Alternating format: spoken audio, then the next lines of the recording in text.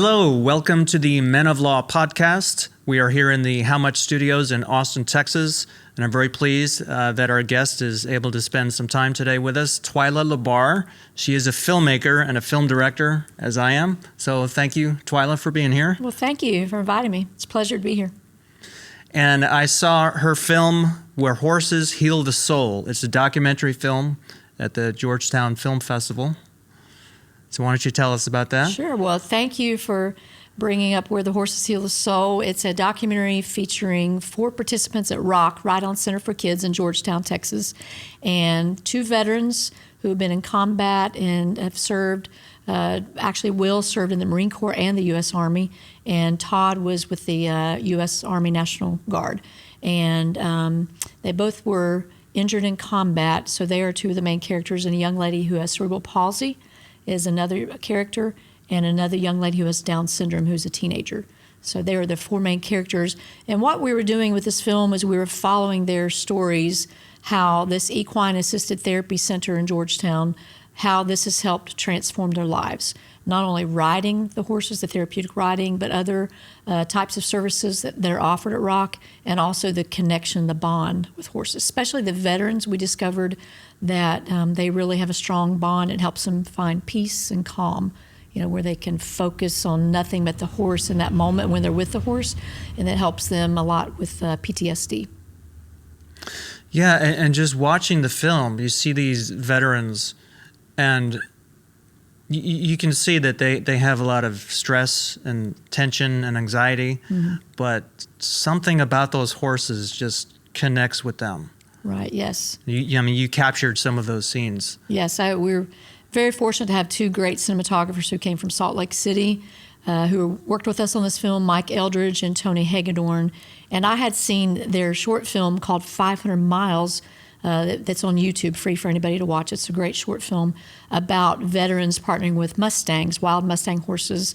This film is made through an organization called Horses and Heroes, and they're transporting these wild Mustangs to, I believe, Arizona, literally 500 miles. So the cinematography was beautiful, and just the way they were interacting, with the veterans. I thought these guys would be a great fit for working with us on this film. So we contracted these guys to come Sorry, I just bumped my mic, but we contracted these guys to come from Salt Lake City to work with us on this film, and they captured beautiful footage and were tremendous to work with. So I want to give a shout out to Mike and Tony. We really appreciate them.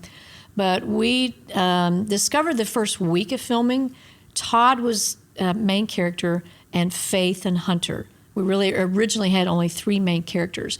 And one of the cinematographers mentioned, hey, wouldn't it be great to have a veteran come to ROC for the first time and capture that interaction with the horse the first time they come to ROC.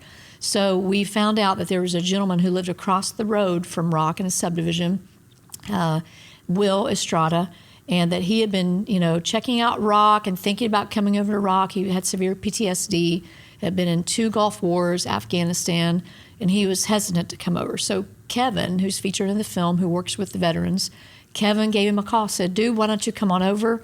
We're filming a documentary film. We'd love for you to come over and be part of this film and interact with the horse. We want to film the first time you come in contact with Playboy, this large alpha male horse in the herd. And he agreed to do it. We were very surprised. He had been suffering with PTSD and was actually suicidal 2 weeks before he came over to ROC. Wow. So I went to the other side of the arena to kind of give him some space, and Mike and Tony filmed, and Kevin was in the stall, and Will was terrified, as you could see in the film. He was very afraid.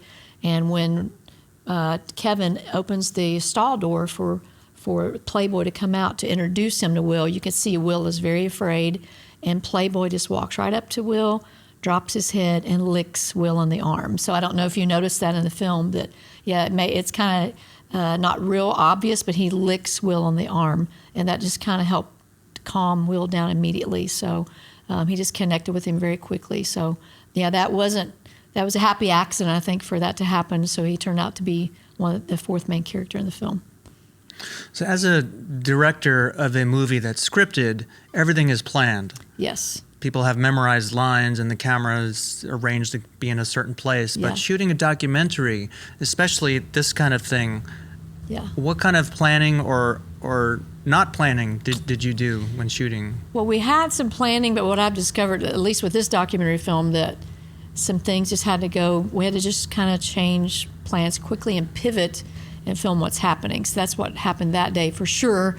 We had filmed the executive producer's interview earlier that day, George and Barbara Brightwell, and I'd love to talk about them a little bit later in this interview. But we had finished filming their interviews for the film, and then that's when we got the phone call that will come over. So we went back to Rock and set up everything quickly to film with Will. So like I said, I went to the other side of the arena just to give him space because he was very nervous and had anxiety, was afraid, and I thought I didn't want to put any pressure on him and try to direct him in any way and just let that flow, whatever was happening, that real interaction. So there were other times when we, of course, had interviews set up and things scheduled to happen, but, we just have to pivot sometimes in a documentary film and capture what's happening in the moment, yeah. And were there some other people coming to Rock who you had wanted to interview or film their interactions, but it just logistically didn't work out? Well, one thing in the very beginning that was a little challenging was Rock. It's an equine assisted services center. There's a lot of things going on during the day. Children maybe who are disabled or have autism are on horses, so safety is key. That's the number one thing at Rock. Safety is so important. So with a big camera, this big red weapon camera that our cinematographer had, a boom, extended boom, with a microphone on the end, that was very intimidating for people who have never been on camera, and for horses. It can make horses nervous, and so we wanted to really be careful to be mindful of safety. So we try to kind of stay out of the way. So we were just kind of observing and seeing what was happening, and we would kind of lean on the staff at Rock to tell us, okay, this person, you could film B-roll out here in the field, interact with the horses. So we kind of were going back and forth with whatever the staff was kind of guiding us that week, couple weeks we were filming there. We had interviews at folks' homes, the participants' homes as well, and that we kind of had structured with Faith, the young lady with Down syndrome. I kind of had in mind that we wanted to have the family together doing something together. We decided let's have them cooking a meal maybe together, a family meal. They're all in the kitchen, and that actually worked out great because Faith loves cooking. Faith was into baking, so that kind of became part of her story. So we didn't have that plan in advance before that. That just kind of all came together. So yeah, my goal as a filmmaker and editor of the film as well was to find and show how does this equine assisted therapy and equine assisted services, how does all this impact their lives outside of Rock when they leave the arena and go home with their families or whoever they're interacting with their jobs, whatever. How does this affect their lives? Like, do these great things only happen at Rock when they're on the horse, or has it changed their lives? So that was my goal, is more outside of the arena. How's this impacting them? Yeah. And you were able to see a transition or a change or growth in these people. Yes. During the time you were filming them. Yeah, right? Particularly Will, the gentleman who came for the first time, Will Estrada. He continued coming to Rock, so we came back the fourth time that his fourth session at Rock. Interacting with the horse. He had not been riding the horse yet, but he was leading the horse, grooming. He was so afraid that first time, as you could see in the film, he was really afraid. Even when the horse kind of made a blowing out of its mouth, kind of sounded, scared him pretty bad. And he was saying he was kind of jumpy about that, And he was sharing with Kevin in the film about, he'd been on pain medication. The doctors took that away from him. He was struggling with pain. He had a lot of anxiety, and he was very anxious, that first time he came out. But just touching the horse, it calmed him down. He just kind of touched the horse, started petting the horse. He started feeling calm. So the fourth session that he was at Rock, you can see this so plainly, the difference from his first time he came to Rock, and then the fourth session, he's calm. He looks better. He just looked like he had joy and happiness. His whole countenance was different, and he's sitting in the rocking chairs there at Rock with Kevin, just sharing, like, I don't know what I was afraid of. He said, all I was thinking about was Playboy. That's all I could think about, like being with him. And I felt at peace. I felt calm. So yeah, there's a big difference there you can see in the film. And I don't have a history with horses. I don't have a background with horses. So to me, it was fascinating learning about this as we were making the film and actually filming, even in the editing process. It was just amazing to me how horses really can help transform people's lives. Yeah. And I have to give so much credit to Nancy Krennic. Give all the credit to Nancy Krennic and the staff at Rock for what they do to help transform lives. They serve 9 counties, and they've been around since 1998. Nancy founded Rock with 1 horse and 4 children in 1998. And then George and Barbara came into the picture. They donated the original 20 acres. The Rock is now 60 acres. And they were very instrumental, our executive producers, in helping grow Rock with their support financially and supporting Nancy with the 20 acres. So that story's in the film as well. And Nancy was a physical therapist at Georgetown, in the Georgetown Independent School District. And she always loved horses, always loved riding horses as a young girl. And she just wanted to do something with horses. But she discovered, as you saw in the film, near the beginning of the film, she discovered that when children would come in for physical therapy from the school district who had some type of a disability, they were in a wheelchair, maybe a powered wheelchair, that nonverbal children would start talking. Like it would change something, the movement of the wheelchair, the powered wheelchair. So she decided to start a therapeutic riding center with, like I said, 1 horse, 4 children.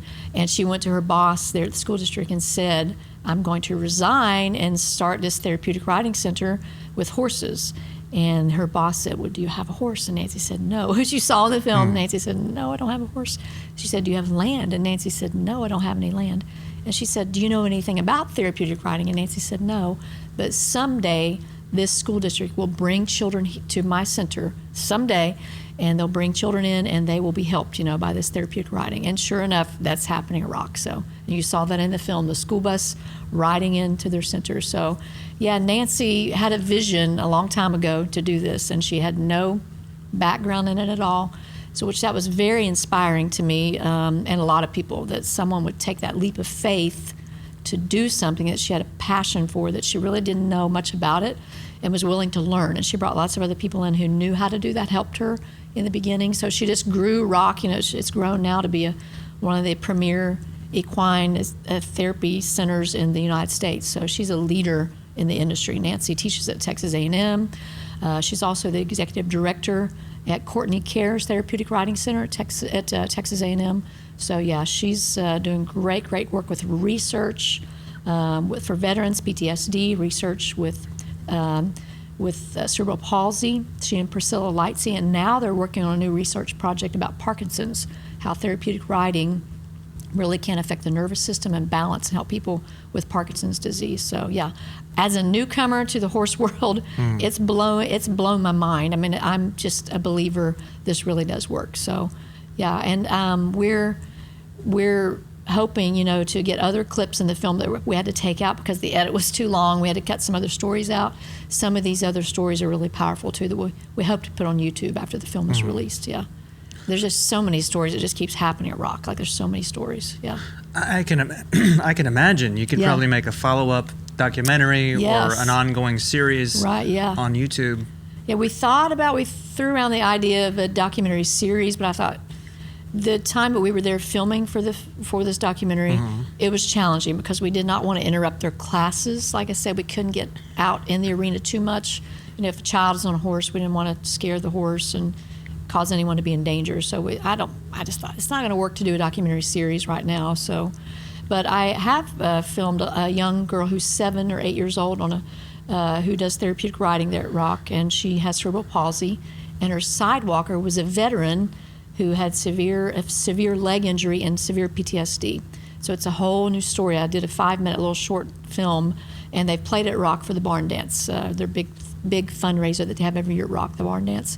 In the spring. So that is a very inspiring little 5-minute piece. And I've actually started sharing more of that story. I've been filming more of the story of Cassidy, the little girl there at Rock. But she has only been going there for 1 year. And it's helped her tremendously with walking. And she's had multiple surgeries. But she's a dynamic little personality, just a super sharp, smart little girl. and loves going to Rock, and they love her so much. But her mother shares beautifully in this little 5-minute piece how Rock has just tremendously just changed Cassidy's life. It's helped her so much, yeah. That was really a bold move by Nancy. I didn't realize that she just had this vision. No experience with horses, didn't own a horse, had no land, probably no money either. Right, Just said, I'm going to do this. I'm going to quit my job. She did, yes. And go do this thing that I don't know how to do. Right, yeah.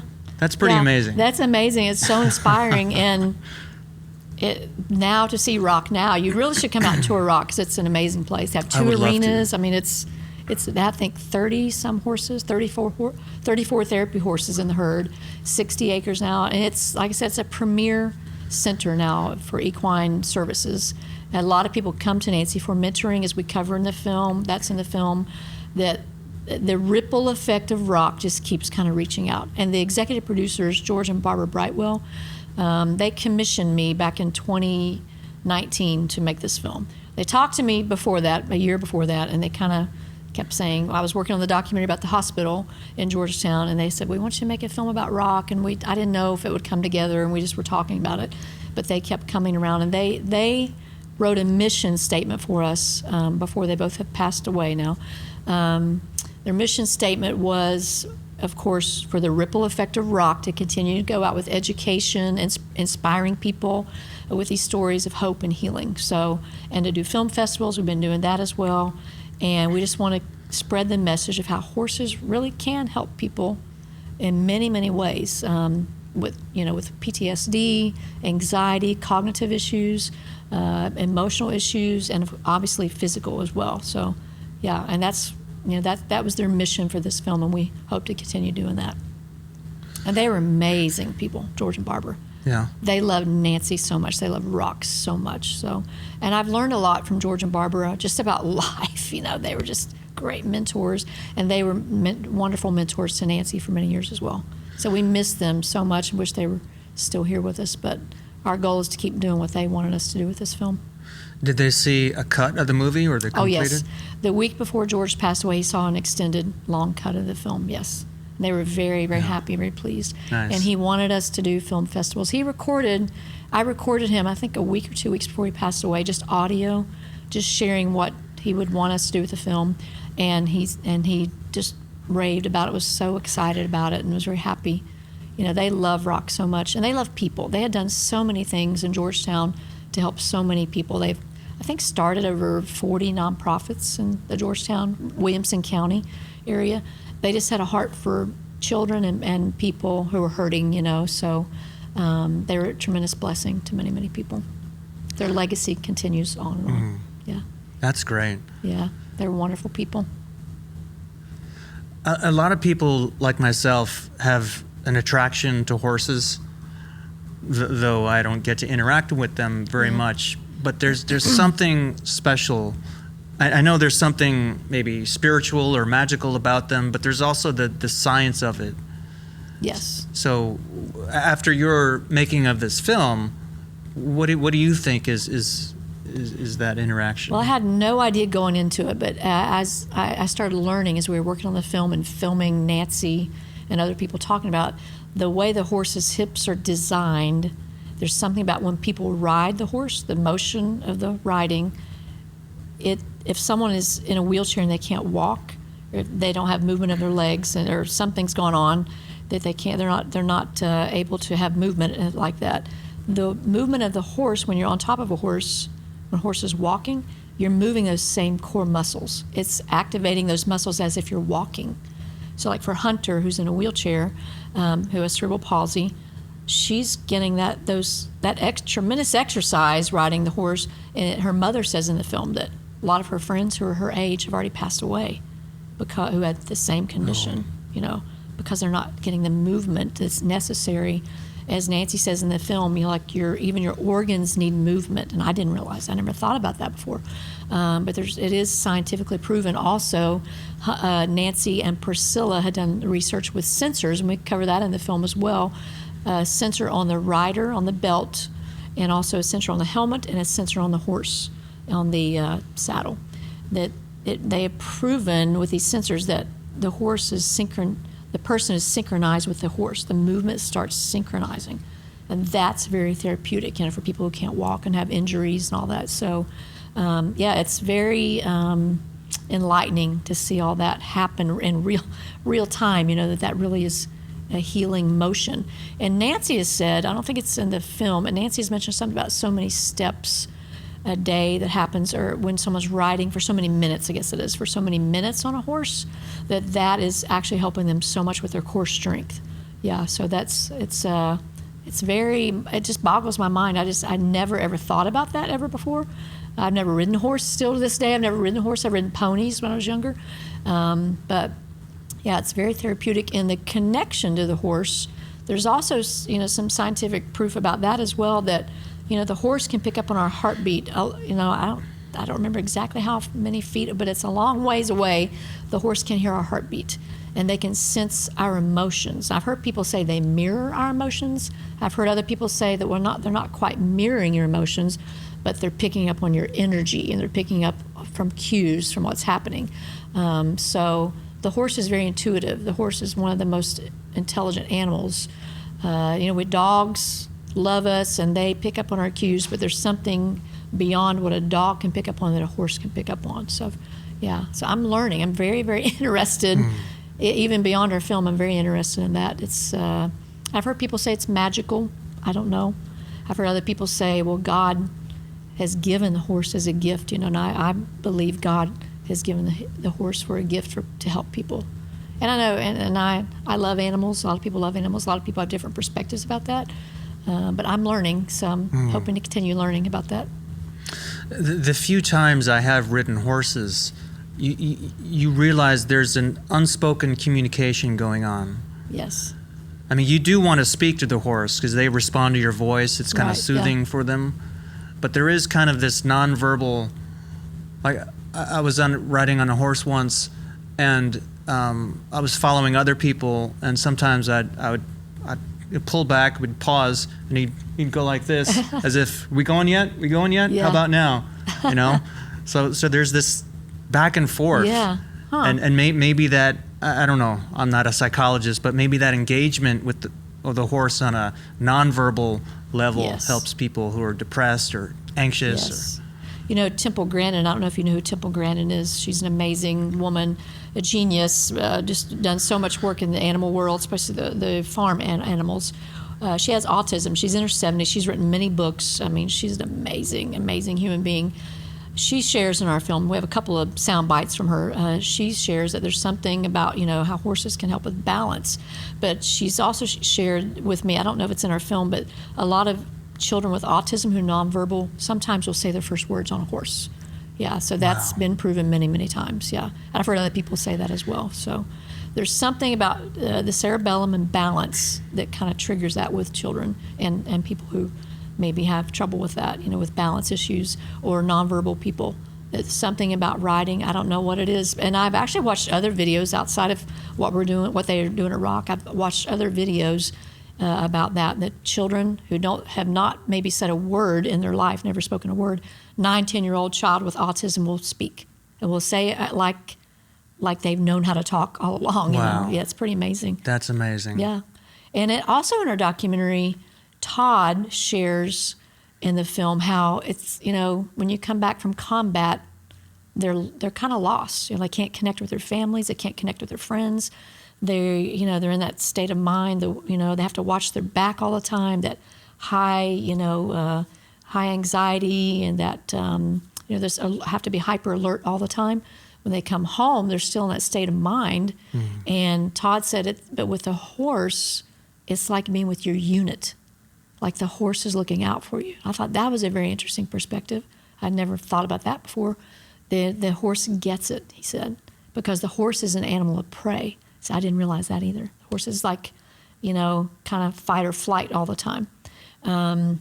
So I think that's another reason why the veterans really connect with horses, because they feel, and the other veteran in the film, Will, kind of has expressed the same thing. He says at one point in the film, he's sharing at one point he was in such a dark place in his life that he just kind of wanted to end it all. He says that in the film. He doesn't say the word suicide, but that's what he's meaning. He was getting to a point where he just wanted to go, he says. And because he just could not connect, and he kept feeling like he had to just watch his back. He couldn't go into restaurants. He couldn't go anywhere in public with other people. He was just so hyper alert all the time, and just felt like he had to look out for, something's coming, somebody's after him, So, but when he's with the horse, you can see in the film how Will just immediately just feels that calm and connectedness, to the horse. So there's something about it, and I've heard another veteran who's not, we had to cut that piece out, but we will share that later on. He's sharing this same exact thing. Like, it's like kind of being with your unit, how they all look out for each other. Someone's looking out ahead, someone's looking out behind you. But when they're with the horse, they feel that safety with the horse. Yeah, it's amazing. It was one of those gentlemen, Will or Todd, who in the film said that when you have to care for the horse and reassure the horse and calm it down, that brings you out. Right, yes. That helps you with whatever's, or maybe takes your attention off of you and your problems. Yes.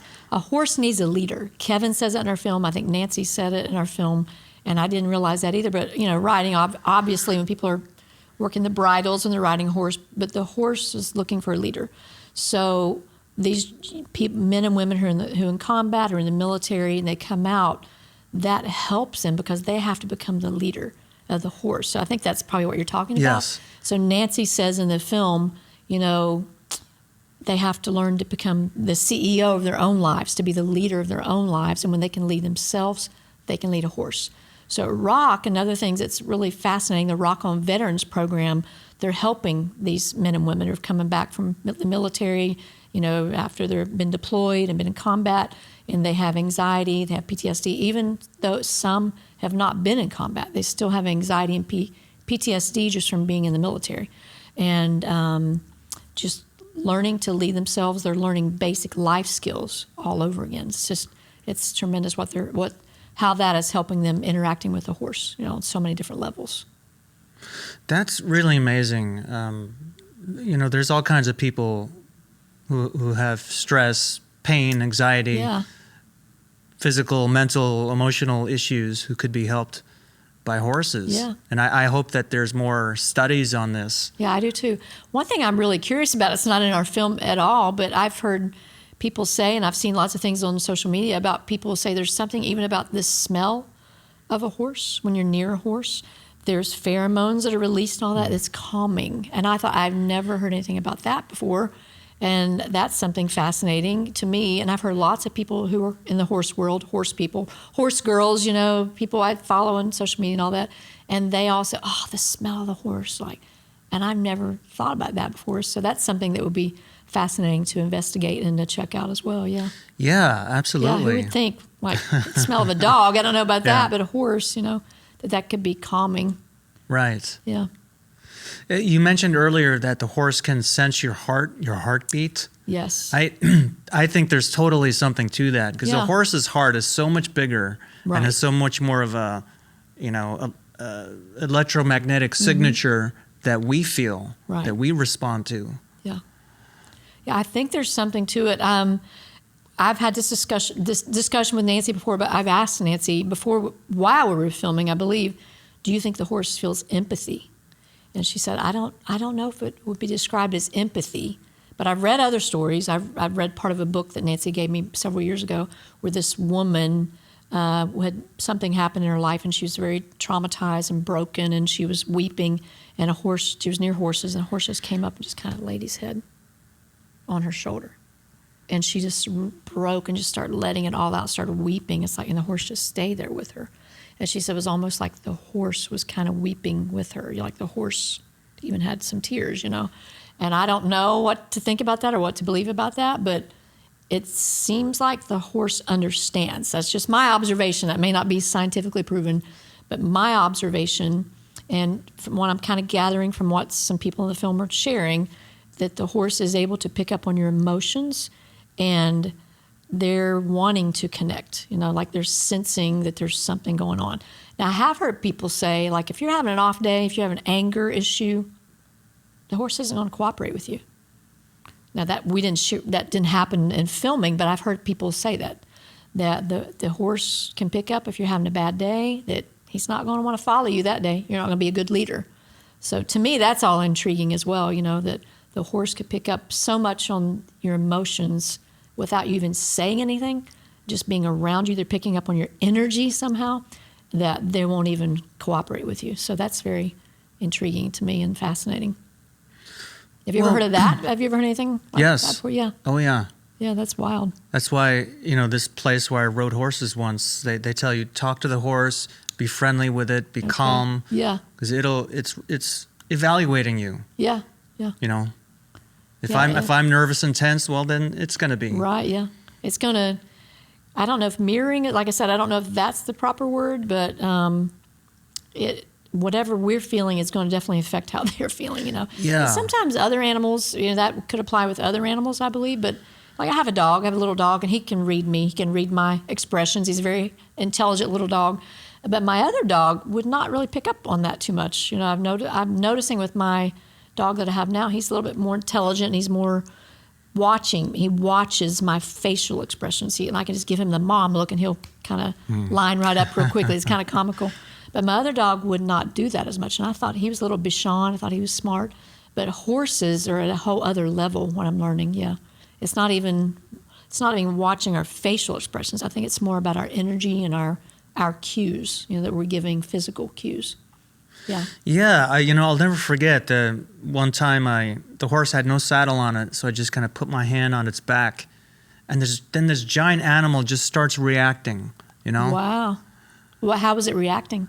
Just in a gentle way. Could you just feel it was just kind of like relaxing? Yeah. Okay. Wow. Yeah, it's not like touching a table. It's not made of stone. Yeah. But it just kind of subtly reacts to that touch and the warmth of your hand. That's interesting. I was with a very world-renowned horse trainer in Colorado this summer with he and his wife for a few days. And he had a horse that was a little skittish that he had just purchased not too long before that. And the horse's name was Rabbit, and his name was Rabbit because he was kind of skittish, a little bit older horse. And I just was wanting to pet him, and he would not come around me. And then my friend said, just let him come to you. Let it be on his terms. Let him come to you. So I just left him alone, was standing in the arena for a little bit. And then a little bit later, he just kind of walked up to me and just stood. He stood by me. I just stood with him. So that's what this gentleman, he's a horse expert, and he was just saying, just be with him. Just be here. Just be present. Be with him. So that is what I'm also discovering with the veterans, what they say, just being present with the horse, like just being there. Maybe not touching him, not even grooming, not even touching the horse, not even riding the horse, just being there with the horse helps them feel better. So to me, that's even more fascinating because they're not even touching the horse, just being around the horse. So that has to be something to do with the energy, and I don't want to get all spooky or anything like that, like any kind of weird thing happening there, but there is a connection that happens. And they all talk about the connection. That's a word that I hear a lot with the veterans, the connection to the horse. Yeah, like somehow. The horses are very, very intelligent animal. Yes. Yeah. Yeah, it's emotional intelligence maybe is the right I think that's it, yeah. term. Yeah. Yeah, that's fascinating. Now, the horses at Rock, I remember in the film, they come from somewhere else where they train horses, and they...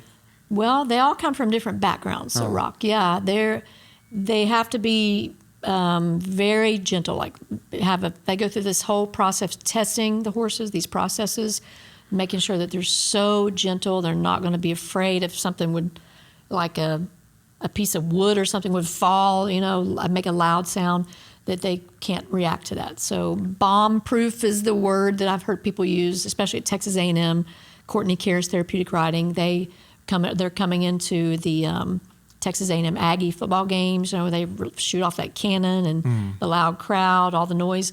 Those horses that are helping with the therapeutic riding at Courtney Cares at Texas A&M, I've heard them use the term they have to be bomb-proof, really. And that's kind of, they don't use that term at Rock, but that's really to describe how calm these horses have to be. And they're typically older horses. Some have been rodeo horses. They come from different backgrounds. So I think they have a couple of horses at Rock now that were polo horses that were donated by someone in down the San Antonio area. Yeah. So they were and lived their lives being polo horses, polo ponies, I guess. So, yeah, and they're large horses. They need different sizes of horses because every rider, of course, needs a different size horse. Right. And they measure, everything's very well calculated. The horse has to fit the rider. The saddle has to fit the rider. All the tack, all that's very, very well thought out and planned out for each individual rider. It's a long process to figure all that out, and they have experts who do all that at Rock who work all that out, yeah. So, if the saddle's not fitting properly, that can be a problem for the horse, it can be a problem for the rider. There's especially people who can't walk, they have to really be careful about that with Hunter and other people to make sure they're very comfortable, and that they can't slide off the horse. And when I fell off of a pony when I was 8 years old, that's why I was afraid of horses my whole life. Whoever put the saddle on our little pony at my grandpa's farm, this belly band wasn't tight.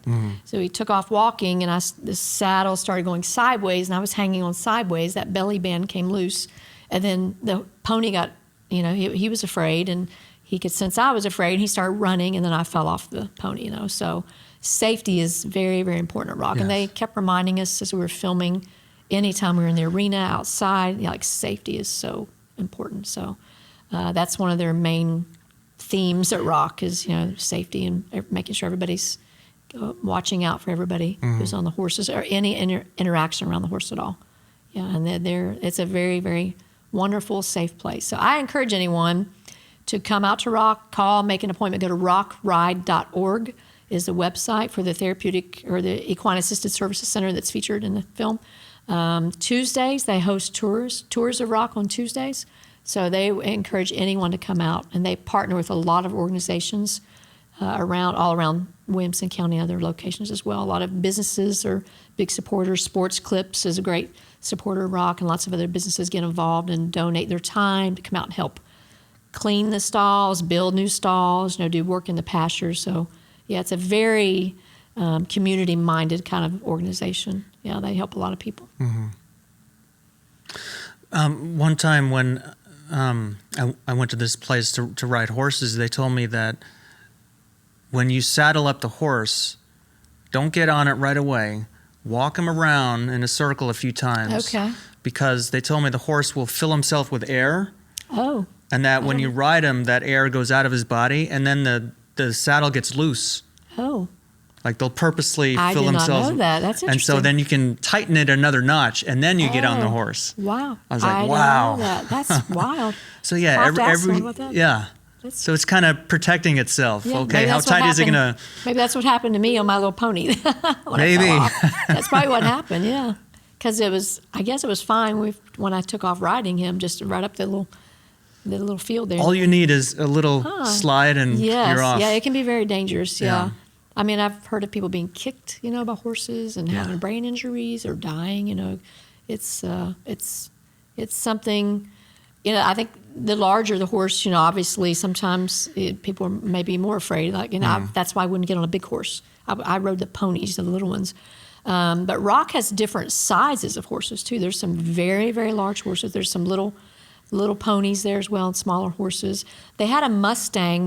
That's actually the horse that's coming in at the beginning of the film. When the Rock Ride Productions comes up, there's a beautiful slow motion silhouette of a horse kind of in slow motion running. That's Mucho Mas, he was at Rock for several years.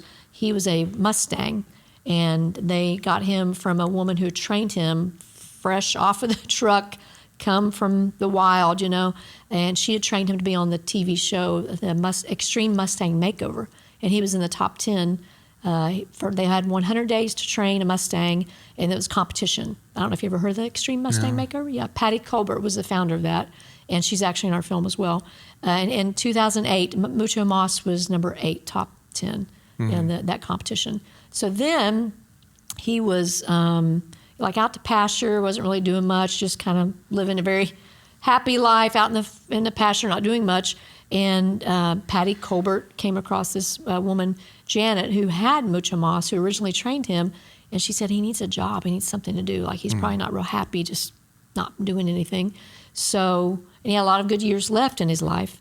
And Patty Colbert said, I know just the place for Mucho Mas. So she talked to Rock, and they brought him to Rock as a therapeutic riding horse. And he did very well with the veterans. And for some reason, they connected with him, maybe because, wild Mustang coming from the wild and a lot of PTSD in a horse, I guess. And he's no longer at Rock, but he was in our film there in a few clips. Yeah, so I thought that was pretty interesting because I'm interested as a photographer also in photographing wild Mustangs and wild horses. So I was really captivated by Mucho Mas. Yeah, it's pretty interesting. So Where Horses Heal the Soul. Where the Horses Heal the Soul. Where the Horses Heal the Soul. It's a great title because it's more than just your balance or your cognitive ability. It's the soul. Yes. Yeah, several people had mentioned when we were interviewing different people, it kept coming back around, and it took a while to figure out what the title would be. It took about a year, actually, after we filmed everything. A couple people had mentioned it just hits you in your soul. There's something about a horse that connects, in your spirit, or the spirit of the horse. Someone would say that. And Nancy also mentioned in the film that label or diagnosis really has nothing to do with who these people are, because we're spirit and we're soul, Nancy would say. So I thought that has to be something to do with the title, with the soul. That's who we really are, our soul. So Where the Horses Heal the Soul. That's what I'm a songwriter, so that kind of came up. It felt like a good title, and that just hit me. That's probably what the title should be. Mm-hmm. Yeah, so that stuck. Now, you just said you're a songwriter, so your background is not necessarily filmmaking, but going back earlier, it's songwriting. Tell us about that. I'm an accidental filmmaker is what I tell people. I accidentally got into filmmaking in 2000. Well, I started making little short videos around 2012, 11 or 12. But yeah, songwriting and music is my background. I started writing songs when I was 12 years old. Started playing instruments, really craving music at a very young age. Started playing drums in church and singing in church at a young age. And then I just followed my dream and wanted to write, professionally. And I went to Nashville in 1995 and was a staff writer with 4 different publishing companies, Christian music publishing companies. And that's all I ever thought I would ever do. I loved it.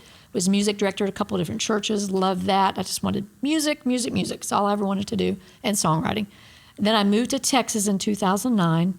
And started working for a food relief organization, not doing anything creative too much with that, but helping bring food into this area, Central Texas, West Texas, and South Texas, where there were food deserts and people maybe didn't make enough money with food stamps to buy groceries to feed their families.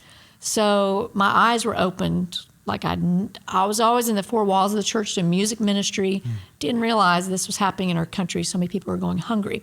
So I started working for this food relief organization, traveling around Texas, and I also started realizing they didn't have any modern ways of promoting what they were doing with this organization.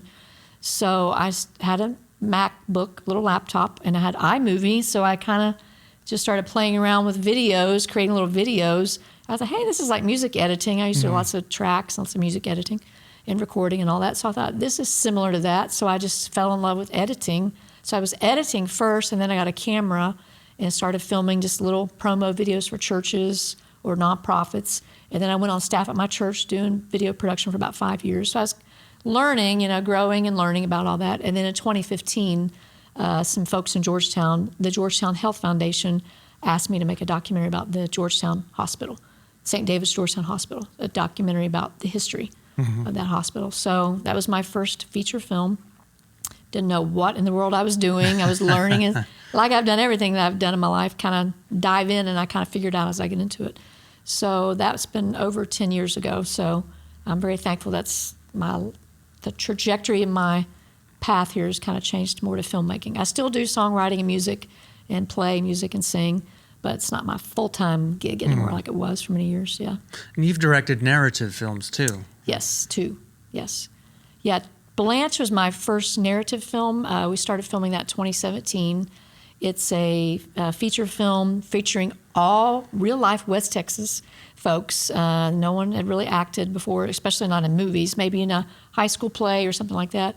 But Sam Feaster is the producer and the writer of BLANCHE, and he's an oil man, a very successful businessman in Georgetown, Texas. And he wrote the script for BLANCHE, and he approached me. I was working on the documentary about the hospital. He said, hey, I wrote the script. He said, I want you to direct it. I want you to edit it and write all the music. I said, I don't know if I can do that or not. And he said, you can do it. He was really encouraging and believed in me. And I'd known Sam edited a lot of his home movies for many years before that. And Sam gave me a copy of the script, or he was telling me about it before I read the script.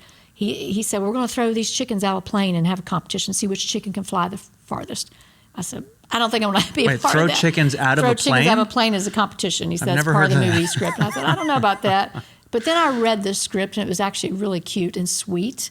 And actually, that really did happen in Fort Stockton, Texas, many years ago. This World War II fighter pilot gentleman was placing bets on all kinds of things, and they decided, let's place a bet on whose chicken could fly the farthest if we throw chickens out of this plane. That really did happen many years ago. Okay. So Sam wrote this story about a man who had lost his wife, and he's living like a hermit on this ranch, and he's lonely, and someone gives him a little chicken, a little pet chicken. So Blanche is the chicken, the little hen, and then his friend comes out to try to help him re-engage in life, and his friends are trying to help him through the movie to kind of, you got to, come on, there's more to live for here. And so the chicken is his little friend, and then his other friend, his friend who comes out to help him, says, hey, I bet my old rooster could outfly your chicken if we throw them out of a plane. So that's part of the movie. That's a really funny kind of part of the movie. So it's a cute little comedy, West Texas movie. It's a real life people, not non-professional actors. If people like kind of quirky, cult, kind of like indie films, they may like it. The cast is a little older cast, probably like in their 60s. And people either love it or hate it if you read the Amazon reviews. But we have had a lot of views on Amazon. It's on Amazon and Apple TV, and it's done very well on Amazon. So, yeah, we're excited about it. It's been out for a few years now on Amazon and Apple TV. Okay. The other film was written by Sam Feaster as well. It's called 10 in Texas. His idea about 10 women ranchers who are planning an end of the summer party, a dance, and they come together to this one person's ranch to talk, have a little lunch and plan the party, and then they get a phone call from their friend across the river, or across the Rio Grande River in Boquillas, Mexico, that the virus is raging. Sam wrote this during the pandemic, so it's kind of like a virus happening in the area, and they need to help their friends. So they devise a plan to smuggle vaccines into Mexico to help their friends in Mexico. So it's kind of a comedy caper kind of movie. So, yeah. And all these folks are Texans as well. Some are West Texans. No real-life actors in the movie. And this film is available on Amazon as well. It's a cute little film as well. And I wrote all the music for Blanche, which was kind of miserable. I decided I'm not going to write music for background music for. It's not really a score, but I thought I'm not doing that again. And I recorded 3 songs, 2 songs I wrote and recorded for Blanche, a hymn that I recorded. And for 10 in Texas, I wrote 2 songs I recorded that are available on iTunes, Spotify, wherever you listen to music. But I decided for the documentary, I didn't want to do anything with the music. I just want to focus on directing and editing. It's like, I can't wear too many hats. So, yeah, the more, as I'm progressing in filmmaking, I'm pulling back on the roles I play. I just want to focus more on producing and directing. And maybe editing, we'll see on the next film. May turn that over to another editor. I really love the editing process and love how the story comes together in editing, because all 3 of those films, I'd have been editing shorter projects, but I really learned so much editing these 3 films, learning how to tell the story, what's the best way to pull these different, angles together, these, certain camera angles, or maybe move something around. Maybe something was written in the script, like 10 in Texas, for example. I moved some things around, wasn't the way it was written in the script, because I thought, we need to move this around here to make more sense, or maybe to have more impact in the story.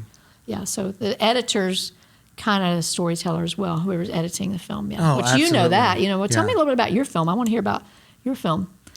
Well, Men of Law, it's about, I play a former police detective from New York who goes to Texas to visit a cousin of his in the woods, and he brings his teenage daughter along, and then the girl is kidnapped, and so the 2 cousins launch their own investigation. Okay. Because it's That kind of a sounds thriller. great. Yeah, I can't wait to see that. Yeah. It's shot in Smithville. Smithville, okay. Where Tree of Life was filmed there, right? Yes, in Okay. fact, Tree of Life, the old broken down house Yeah. where the boys go and they find like a lizard or something. Yeah. We shot in that house. Oh, how That was cool. on the ranch that we rented. Very cool. Yeah. So had you acted or written or directed a film before this film? I did. I Okay. did an indie feature in LA many years ago, shot very guerrilla style in the streets. Yeah. Okay. Cool. Yeah. I can't wait to see. I like to see your other film too. Yeah. So how long have you been in the Austin area? Are you from Austin? No. Okay. I moved I'm here. going to turn the table, so I'm going to interview you for a minute. Okay. Yes, ma'am. I moved out here in 2016 from Los Angeles. So I was in LA for many years. Okay. Family's originally from New York. Okay. So, and I just briefly, I wrote Men of Law with a friend of mine, an older gentleman from Texas. We wrote 3 screenplays together and a bunch of songs. And then he passed away in 2021, Charles Gargano, good friend. And so Men of Law is one of the scripts that we wrote. Oh, and we wrote the roles for us to play. Him, the old Texas guy, me, the guy from The New York. policeman, yeah. So. And he's passed away. I'm sorry to hear about that. I can't wait to see your film. I watched your trailer. The trailer looks great. Oh, thank you. Yeah, and you used some great folks, cinematographers and local people. Yeah, Okay. the DP is a local guy. At the time, he was maybe 25 years old, but very experienced. Yeah, it looks great. Yeah, I The had him use editing's that. great on your trailer too. And did you say you used? Is it T? What's the production company you used? The post production company? Oh, TBD Post. TBD. Yes. Yeah. TBD. It looks great. Yeah. Yeah, they did a great job. Yeah. I'm very particular about all that. I'm just kind of a nerd, a techie kind of person. So all the sound, being with my background in music and all that's so important, I think, in films. In the beginning on BLANCHE, all the little short video projects I'd done for many years, kind of being self-employed, a freelancer, doing like promo videos for businesses. I never thought about sound design until I worked on the movie BLANCHE. When I started editing BLANCHE, I thought, wait a minute, something has to happen here. So I started just doing the sound design, and I started realizing, this is a whole other level here. Like, this takes the film to a whole other level. And I loved it, because it was sound, and I loved editing sound and all that. So I did all the sound design on BLANCHE. But I realized after that, like, I don't want to do that ever again. I can add some sound design here and there, but that's a whole other job for another person, It in is. post-production. It's a lot of work, yeah. It is. So did you have, did that sound production company, did they do all the sound design for you with your film as well? They polished it. Okay. It was kind of a rough Okay. sound Did design. your editor do sound design? She did some of it. Okay, yeah. And then I did a little bit of editing, and then TBD Post did some fine tuning. Yeah. That's how I like to do editing, really, Yeah. because what'll give me PTSD is editing. Yeah. Is sitting there working in. I don't want to badmouth Adobe Premiere, but Oh, I know. I'm right there with you. With Adobe Premiere it's like crashing. I curse at the computer like I never talk to people that way. Yeah, yeah. It was very frustrating with the documentary starting out editing. Adobe just kept crashing and crashing until I contacted Adobe and finally talked to a real life human being, and they said roll it back to an older version. I mentioned that to you earlier. Yeah. But that was my saving grace there for the edit. That helped me tremendously. But yes, I agree. I've edited since 2011. I've been editing kind of full time since 2011. I was on staff at my church for 5 years editing as well, doing video announcements and other projects for the church. So there's a thing as editors fatigue, I think, for sure. So I've had a little bit of distance from it now. So, I'm hoping on my next project I won't be the only editor. Maybe I can have an assistant editor. Yeah, that would be good. But it's a lot. Don't you think it's a lot to wear many hats on a film project? It is. It really Yeah, is. it really I is. think next time I would just like to direct and. Yes. So you were the producer, the writer, the director, editor, and you did some sound design as well. Did you do any color grading on your film? The DP did the color grade. Okay. Yeah. Yeah. And I did write some music too. Okay. Some of yes. which we Wow. recorded right here. Oh, very cool. Yeah, with. Do you Phil play an and Paul. instrument? I play like rhythm guitar. Okay. I didn't play anything on this film. Okay. Yeah, I just So- thought on Blanche it was so much work to write all the music and to think about. I played guitar when I was younger, and I still play guitar a little bit, but I don't actually play, but I can play. I don't play that much anymore, but I wanted the music in Blanche. It's a West Texas cowboy kind of country kind of film. I thought it has to be West Texas music, and that's not really my Right. vibe. And I wrote that on the songs, but I'm not a country singer. I'm not a country songwriter, really. I grew up on Motown kind of music, black gospel. That's really more a little more soul. Anything that I sing or that I want to write usually is kind of geared that direction. But that was a great learning experience for me to kind of be forced to write that country West Texas kind of, I don't even know what, almost spaghetti Western kind of sound of music, like that's that kind of vibe on some of it. But it was very challenging because I don't play that way. I play the piano usually when I'm writing, So to play that kind of music on the piano was miserable. And then to send it to my music producer, and to say, hey, here's what I'm thinking. I would even do like, like make little sounds. Like here's what I'm hearing on the guitar, which is kind of crazy. But he got it. He understood it all. And he knows me, and that all worked out great. But the production sounds great. The gentleman who mixed the sound and all the music and helped also with some sound design and cleaning all that up for me, Dave Trawl, did a tremendous job and all that. He's a great music producer and musician. Was in L.A. for many years and did a lot of orchestration. Had won an Emmy Award, for a TV show he'd scored music for. He's very, very talented. So he was the editor, the sound design editor, and the gentleman who did all the mix on Blanche. In Texas, we worked with Soundcrafter here in Austin. They did an excellent job on the documentary. And in Texas, yeah. Okay, yeah, I've heard of them. Yeah, they do tremendous work. Yeah, they're great. So where can people see, or when can people see Where Horses Heal the Soul? Where the Horses Heal the Soul will hopefully be coming out sometime early 2026. We're working with some distributors, talking to distributors right now. We'll be signing a deal hopefully with a distributor very soon, and then it will be out for them to kind of start pitching it to different streamers. So we hope it'll be out on Amazon, Apple TV, and all these places in early 2026. Okay. We're hosting a screening in Georgetown on November 10th on a Monday evening at San Gabriel Park. That is the week of Field of Honor in Georgetown. It's one of the big fields in San Gabriel Park. It's this all-American flag, as far as you can see. It's beautiful. People can sponsor, donate to have a flag in honor of their veteran and their family.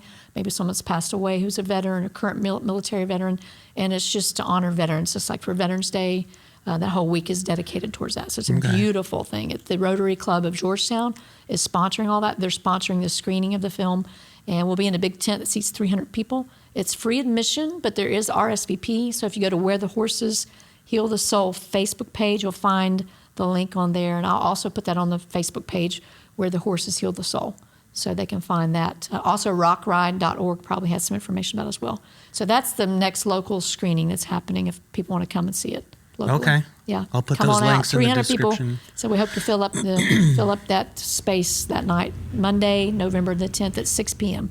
at San Gabriel Park in Georgetown. Okay. Excellent. Well, thank you for having me here, Carl. I've enjoyed talking to you. Thank you, Twila. I appreciate your time. Yeah, thank you so much. Thanks for watching.